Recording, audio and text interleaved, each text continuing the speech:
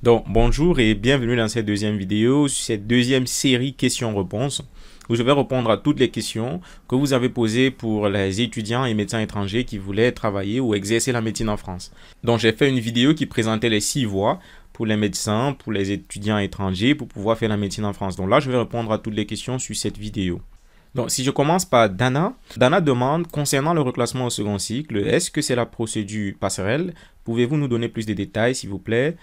Est-ce qu'on ouvre les mêmes droits? Est-ce que ça ouvre droit aux ECN et à toutes les spécialités? Donc, la question, c'est de savoir quelle est la différence entre la procédure de reclassement au second cycle et la procédure de passerelle. Donc, il y a une vraie différence entre les deux procédures. Ce n'est pas du tout la même chose. Les deux sont totalement indépendantes.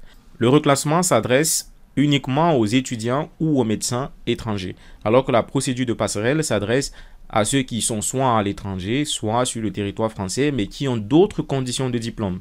Donc, si on prend par exemple le site de l'Université de Paris, là, vous avez les procédures d'accès aux études de santé pour les étudiants, les diplômés internationaux. Donc, les diplômés internationaux, les diplômés étrangers. Donc, vous voyez qu'il y a 3 procédures sur le site. Il y a la candidature pour suivre une formation en PASS, en première année d'accès santé. Ça, c'est pour les lycéens qui ont soit étudié le secondaire en France ou à l'étranger. Donc, pour les étrangers, il y a la deuxième option qui est la candidature pour s'inscrire directement aux épreuves de médecine, maïeutique, odontologie et pharmacie. Donc, ça, c'est la situation 2. Si vous déroulez, si on essaie de dérouler, vous voyez que vous pouvez demander un accès direct aux épreuves de santé en médecine, en pharmacie, en odontologie ou en maïeutique. Donc, pour cette procédure, chaque université a ses moyens de candidature, a sa plateforme de candidature, et spécifiquement pour l'Université de Paris, vous déposez une demande d'admission préalable, un dossier DAP.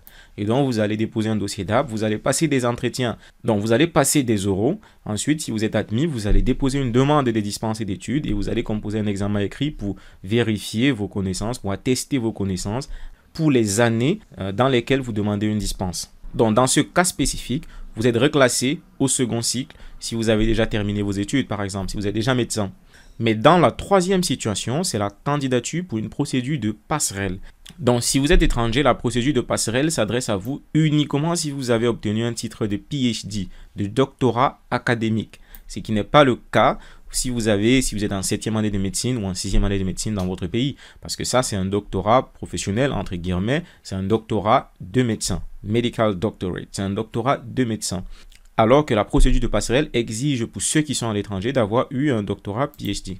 Donc, si vous êtes déjà en France en tant qu'étranger, si vous avez déjà eu un master européen, vous pouvez également candidater.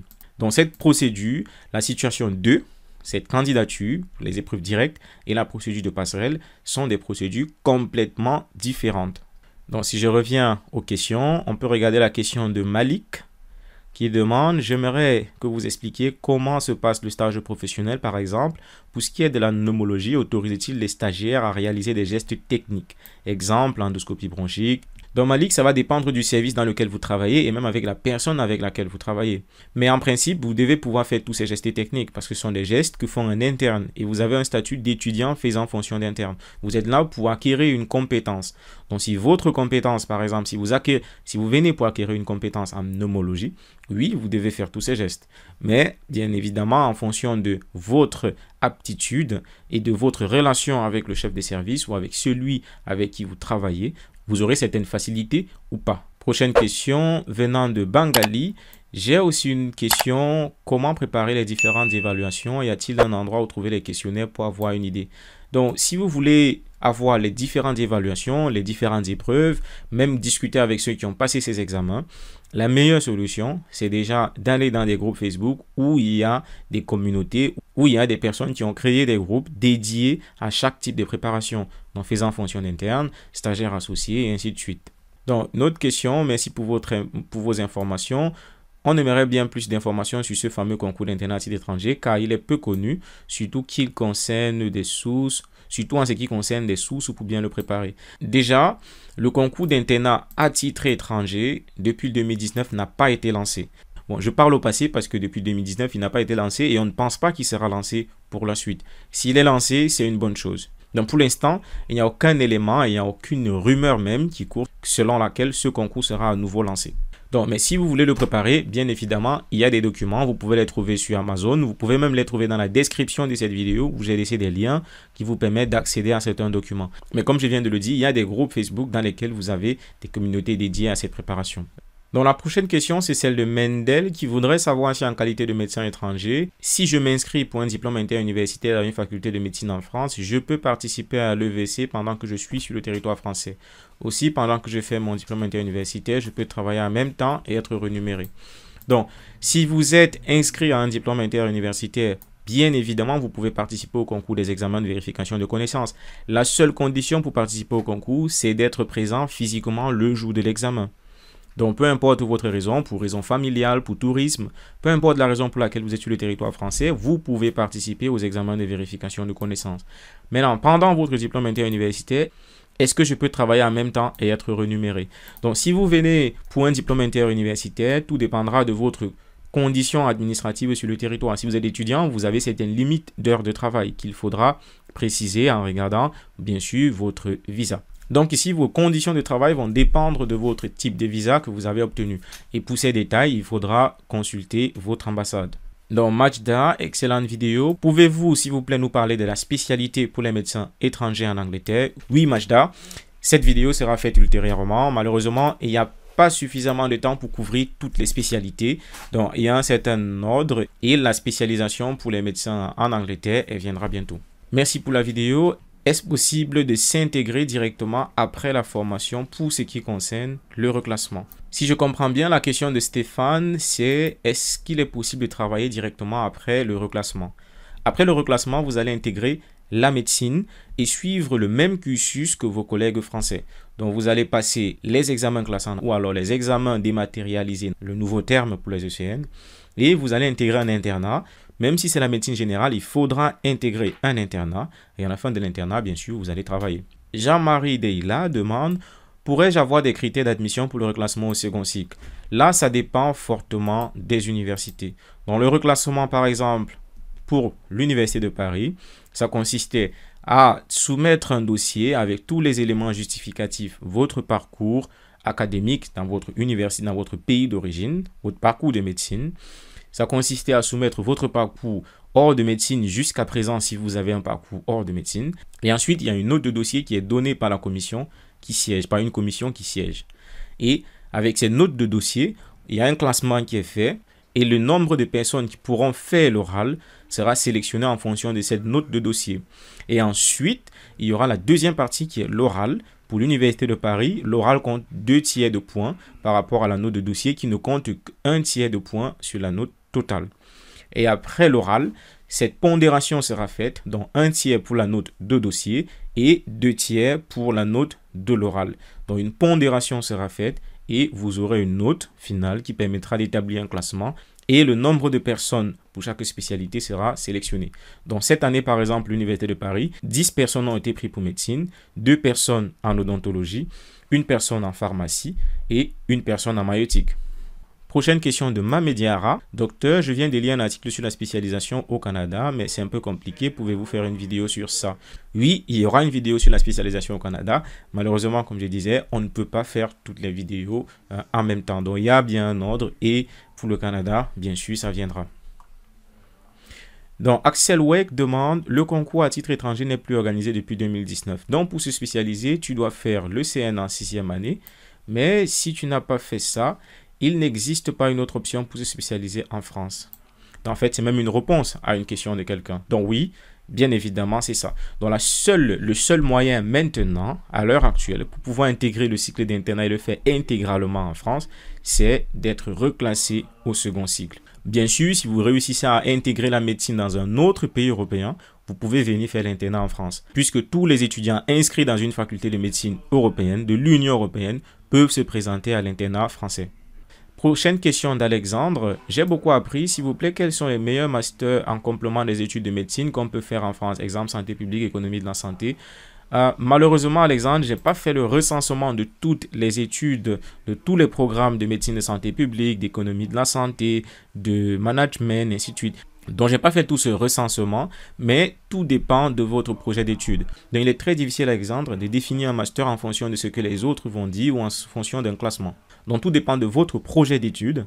Et une fois le projet identifié, si vous voulez faire économie dans la santé, vous allez regarder les masters par université. Il y a une liste des universités que vous pouvez consulter, que ce soit sur Wikipédia ou sur les sites principaux, parmi lesquels le site du ministère de l'Éducation ou de la Santé. Donc, Angela demande, merci pour ces informations détaillées. Pour un poste de FFI, est-il toujours nécessaire d'avoir passé les EVC? Bien sûr, Angela, non. Pas du tout. Donc, les EVC ont été organisés depuis déjà 2 ans, de telle manière que si vous réussissez les EVC, vous êtes directement affecté dans un poste d'hôpital en tant que praticien associé. Donc, vous êtes praticien hospitalier associé si vous avez réussi les examens de vérification de connaissances. Donc, si vous postulez pour un poste de faisant fonction d'interne, cela veut tout simplement dire que vous n'avez pas encore réussi les EVC. Donc, c'est possible de postuler pour un poste de FFI, de faisant fonction d'interne, sans avoir eu les EVC. Donc, autre question. Célia, merci docteur, merci. Rodrigue, Sia, merci. Kamala, merci. Une question de El Iloufi. Merci infiniment pour la qualité de la présentation. J'aimerais juste vous demander si la procédure de reclassement est possible après la 3e année d'études médicales à l'étranger. Bien évidemment, la procédure de reclassement est possible dans toutes les années de médecine. Donc, si vous êtes en première ou en 7e année de médecine dans votre pays, vous pouvez demander à être reclassé en France. Et donc, en fonction des résultats de votre reclassement, bien évidemment, vous aurez une position. Vous aurez un reclassement en fonction de l'année qui correspond le mieux à vos compétences. Je fais mes études. Mamédiara demande, je suis étudiante en année de thèse. Je fais mes études médicales au Sénégal. J'aimerais faire le reclassement. Connaissez-vous les médecins qui ont réussi ces défis?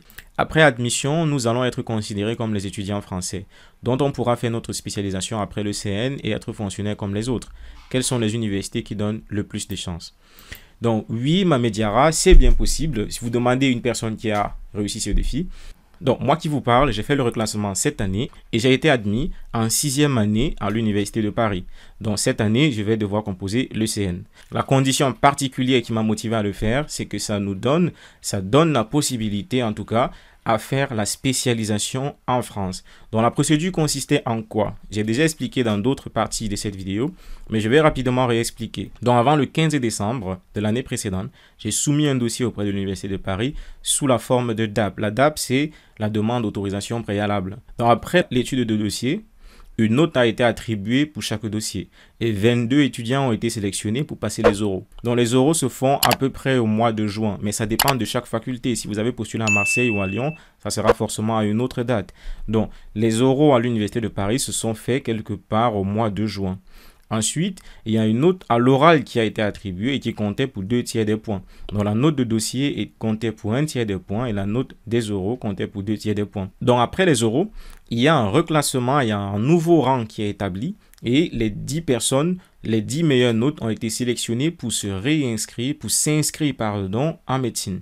Donc, si vous êtes pris parmi les personnes qui sont admises à s'inscrire et que vous voulez passer directement au second cycle ou en une année, donc en 4e, en 5e ou en 6e année, vous pouvez demander une dispense d'études. Et lorsque vous soumettez cette dispense d'études, il y a un examen qui sera organisé avant la rentrée et vous composez cet examen. Si vous réussissez, en tout cas, si vous attestez une connaissance suffisante pour la classe, pour les années de dispense pour lesquelles vous avez postulé, vous serez admis à sauter toutes ces années. Ça, c'est pour l'Université de Paris, mais vous ne pouvez pas être reclassé au-delà de la 4e ou de la 5e année. Donc, quelles sont les universités qui donnent beaucoup de chances? Ça, malheureusement, je ne peux pas vous dire, Mamédiara, tout simplement parce que c'est la 2e année que le programme est lancé et on aura plus de détails avec le temps. Donc, peut-être dans 5 ans, on aura plus de détails avec le retour d'expérience. Quelles sont les facultés qui offrent plus de chances? Donc, Kalele demande, pouvez-vous nous parler, s'il vous plaît, du même sujet pour l'Angleterre? Oui, ça viendra.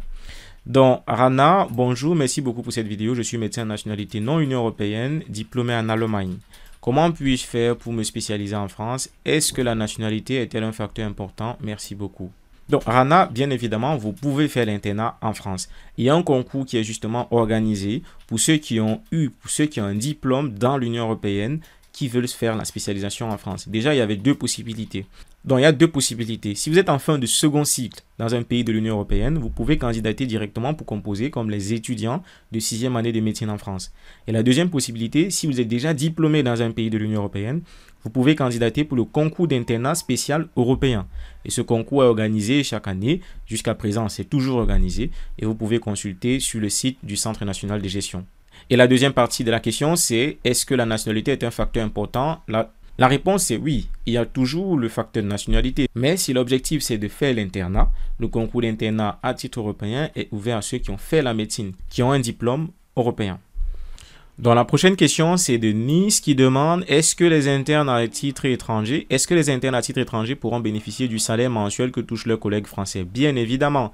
Donc, vous travaillez, vous êtes recruté par un hôpital, en tout cas, vous signez un contrat avec un hôpital dont vous percevez le même salaire que vos collègues français. Donc, Seif demande, je vous remercie pour cet effort, merci. Et si je me permets de vous demander si vous avez des informations confirmées sur le sujet d'exercer la médecine en Union européenne, en Belgique par exemple, une fois inscrit à l'ordre des médecins français. Oui, bien évidemment. Bien sûr, Saïf, bien sûr. Donc, une fois que vous êtes inscrit à l'ordre de médecine d'un pays de l'Union européenne et que vous avez une autorisation d'exercice sans limitation, bien évidemment, vous pouvez exercer dans d'autres pays. Donc, l'idée ici, c'est de dire, si vous êtes par exemple professeur étranger invité en France et que vous avez une autorisation temporaire en France, ou une autorisation limitée si vous êtes praticien associé, praticien attaché, ainsi de suite. Il y a beaucoup de statuts. Donc, si vous n'avez pas une limitation dans votre inscription à l'ordre des médecins, bien évidemment, vous pouvez exercer dans d'autres pays de l'Union européenne. Prochaine question de Mamediara. Existe-t-il des médecins étrangers qui ont réussi ce parcours de reclassement? Donc, comme j'ai dit tout à l'heure, oui, Mamediara, ça existe. Et j'ai essayé de détailler le parcours que j'ai suivi pour l'Université de Paris, pour être reclassé à l'Université de Paris en 6e année. Donc, merci beaucoup pour votre vidéo. Donc, prochaine question de Solange qui dit, avez-vous des documents qui disent qu'il est possible de venir occuper un poste de FFI, de faisant fonction d'interne en France, décret ou loi ministérielle de la santé publique? Donc, oui, Solange, c'est possible. Et il y a bien des lois, puisque les étudiants, les internes étrangers qui viennent en Europe dans le cadre du DFMS, en France, pardon, dans le cadre du DFMS, ils viennent pour un statut de faisant fonction d'interne. Donc, c'est bien possible. La difficulté pour celui qui est encore à l'étranger, c'est que les postes de FFI sont attribués pendant une période de 6 mois. Et il y a beaucoup d'ambassades qui ne vont pas accepter le programme juste pour 6 mois, ou alors qui ne connaissent juste pas la procédure. Bien évidemment, si vous êtes encore à l'étranger quand vous avez le poste de FFI, il y a des difficultés pour l'hôpital pour vous accueillir, pour la simple raison qu'il y a beaucoup de procédures administratives de la part de l'administration, même de l'hôpital qui vous accueille. Donc, raison pour laquelle c'est difficile. Oui, c'est difficile d'avoir un poste de faisant fonction interne si vous êtes encore à l'étranger. Donc, prochaine question venant de Nora. S'il vous plaît, monsieur, je veux plus d'informations sur ce site pour faisant fonction d'interne où je peux postuler et trouver un emploi. Donc, comme j'ai fait dans une vidéo précédente, dans la première vidéo sur la réponse aux questions pour les FFI, vous pouvez peut-être regarder cette vidéo pour avoir plus de détails. Mais il y a plusieurs sites sur lesquels passent des annonces de faisant fonction d'interne, parmi lesquels la Fédération hospitalière de France. C'est le premier site. Il y a des groupes Facebook dans lesquels il y a des communautés de faisant fonction d'interne qui diffusent des offres dans leurs hôpitaux. Et la grande majorité se font en interne. Donc, c'est grâce à vos contacts, c'est grâce aux personnes que vous connaissez que vous allez pouvoir entrer en possession, que vous allez pouvoir entrer en connaissance des différentes offres. Donc, si on regarde par exemple le site de la Fédération hospitalière de France, là, on a Fédération hospitalière de France. Vous pouvez aller sur les offres médicales et facilement voir les types de contrats qui sont les contrats de faisant fonction d'interne. Donc, si vous appliquez les filtres, vous avez toutes les offres d'emploi faisant fonction d'interne. Et là, vous pouvez postuler et regarder toutes les conditions. Donc, faisant fonction d'interne, stagiaire associé en hépatogastro-entérologie. Là, vous avez tous les détails de l'offre. Même la personne à contacter. Donc, vous pouvez contacter la personne pour avoir plus de détails sur le poste. Donc, prochaine question. Bonjour, j'ai eu un poste de FFI. Ça, c'est Solange. Ok.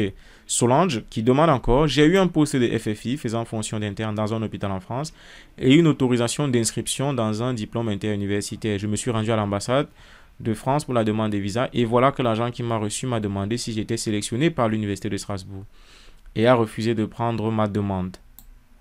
Donc, Exactement, Solange.